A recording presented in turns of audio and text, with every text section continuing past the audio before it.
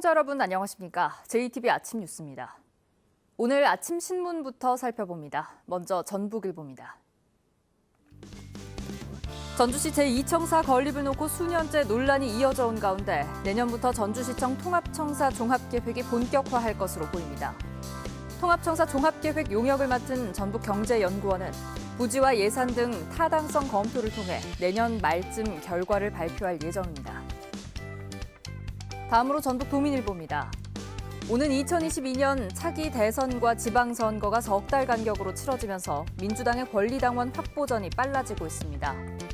두 선거가 맞물리면서 6개월간 당비를 납부해야 하는 권리당원의 자격이 9개월로 늘어날 것으로 예상돼 권리당원 확보를 위한 물밑 경쟁이 치열합니다. 이어서 전라일보입니다.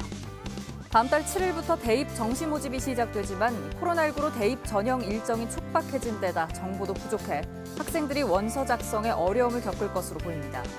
또 수도권 주요 대학들이 정시 모집 선발 인원을 늘리면서 지원자도 늘어날 전망입니다. 마지막으로 새전북 신문입니다. 코로나19 사태가 길어지면서 돌봄 서비스 사업비는 4년 전보다 2배 이상 늘었지만 이용률은 여전히 2%대에 머물고 있습니다. 출퇴근 시간대에 돌봄 서비스 수요가 집중되는 데다 이용 시간이 짧기 때문인데 구조적인 문제 개선이 시급하다는 지적입니다. 지금까지 아침 신문 살펴봤습니다. 진안군 의료원이 코로나19 검사 결과가 나오기도 전에 환자를 입원시켰다가 이 환자가 양성 판정을 받으면서 한바탕 소동을 빚었는데요. 결국 당분간 입원실을 운영하지 못하게 됐습니다. 현대차와 김제 요양원에서 발생한 집단 감염은 진정 국면에 접어들었지만 순창 요양병원은 아직 안심할 수 없는 상황입니다. 송창용 기자입니다. 진안군 의료원이 입원실 운영을 잠정 중단했습니다. 또 응급실과 외래 진료는 축소 운영하기로 했습니다. 지난 24일 코로나19 검사 결과가 나오기도 전에 80대 환자를 입원시킨 결과입니다. 이 환자가 입원 후 양성 판정을 받으면서 의료진 120여 명과 환자 40여 명 등 200여 명이 검사를 받았습니다. 입원실에 있던 환자 33명은 퇴원시켰고 7명은 다른 병원으로 옮겼습니다. 방심하는 부분도 분명히 있습니다. 그런 부분에 대해서 앞으로 이런 귀한 경험을 삼아서 시행착오 없도록 현대자동차 전주공장과 김제 가나안 요양원에서 발생한 집단 감염은 진정 국면에 접어들었습니다. 현대차에서는 최근 2주 동안 추가 확진자가 나오지 않았고 직원 200여 명에 대한 자가격리 조치도 모두 해제됐습니다. 김제 가나안 요양원과 관련해서도 하루에 한두 명 정도의 확진자만 발생하고 있습니다. 하지만 순창 요양병원발 집단 감염은 아직 안심할 수 없는 단계입니다. 성탄절에만 25명이 추가로 확진 판정을 받았기 때문에 이달 말까지는 계속 추이를 지켜봐야 합니다. 다른 집단 감염은 진정세라고 하는 건 말씀을 드릴 수가 있는데 이와 함께 얼마든지 그 내부에서 노력을 해주시지 않으면 다시 시작할 수 있는 기관이기도 합니다. 이번 사흘간의 연휴 기간 전북에서는 40여 명이 코로나19 확진 판정을 받아 누적 확진자는 800명을 향해 치닫고 있습니다. JTBC 뉴스 송창용입니다.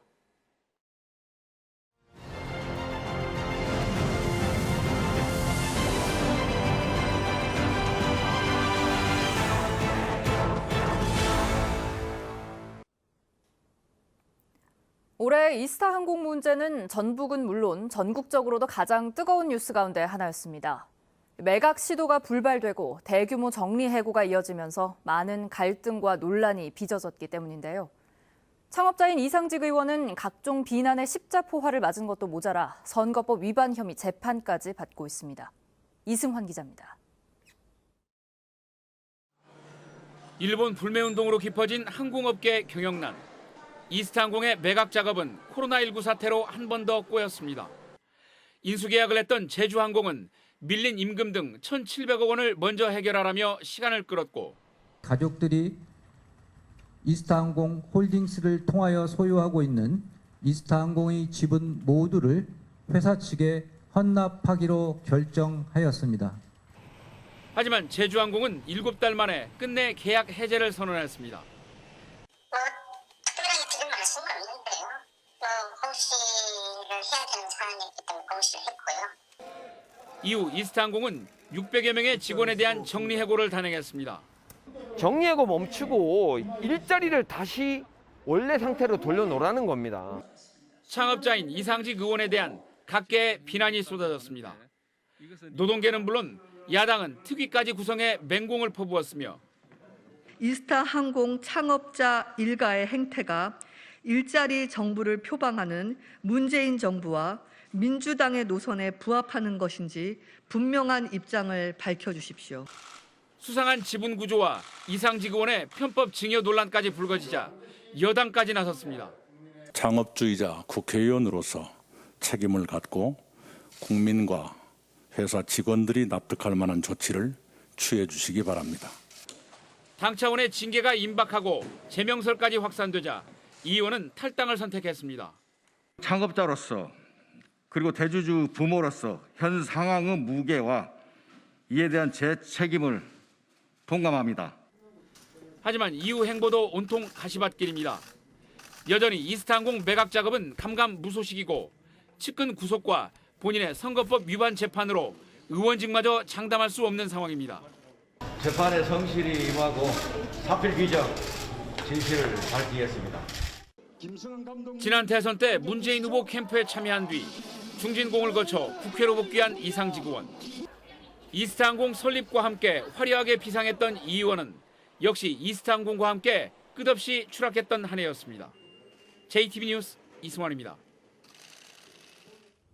전라북도의 다문화 학생 비중이 전체 학생의 4% 선까지 증가한 것으로 나타났습니다.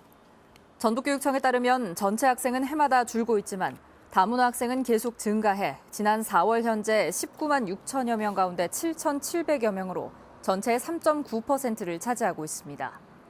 미취학 아동까지 포함한 다문화 자녀는 12,900여 명까지 증가한 가운데 전주가 2,600여 명으로 가장 많고 익산이 1,900여 명, 군산이 1,600여 명으로 뒤를 이었습니다.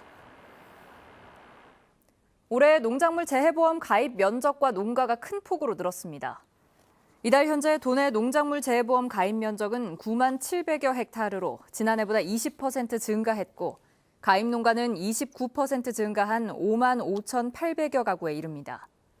올해 이들 농가에 지급된 보험료는 503억 원입니다. 농작물 재해보험 가입료는 국가가 50%, 도와 시군이 최고 45%를 부담합니다.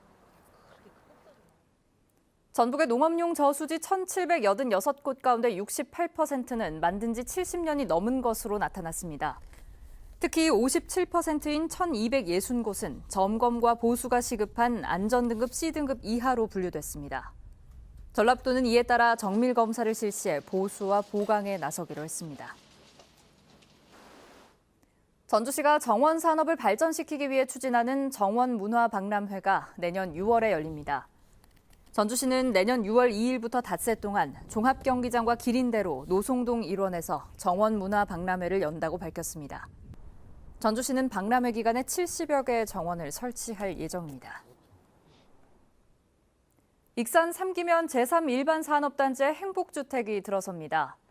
익산시는 제3사안단이 국토교통부의 행복주택 건립 예정지로 선정돼 2023년까지 200세대의 공공임대 아파트가 들어선다고 밝혔습니다. 시세의 80% 정도에 공급되는 행복주택이 완공되면 제3일반산업단지의 정주 여건이 크게 개선될 것으로 기대됩니다. 올해 발행한 지역 상품권을 모두 판매한 군산시가 다음 달 4일부터 군산사랑 상품권 판매를 재개합니다. 발행 규모는 지류 3천억 원과 모바일 2천억 원 등 모두 5천억 원입니다. 군산시는 내년에도 상품권을 10%씩 할인하고 한 사람이 매달 구입할 수 있는 비용을 70만 원 이내로 제한합니다. 전북은 오늘 아침 안개가 낀 곳들이 많아 출근길 운전자들의 주의가 필요합니다. 오늘은 가끔 구름이 많겠습니다. 낮 최고 기온은 11도에서 13도로 어제보다 2, 3도가량 높겠습니다. 내일은 오후부터 5mm 미만의 약한 비나 눈이 내리겠습니다. 모레 새벽부터는 서해안을 중심으로 많은 눈이 내리고 한낮에도 기온이 영하에 머무는 한파가 이어질 것으로 예상됩니다.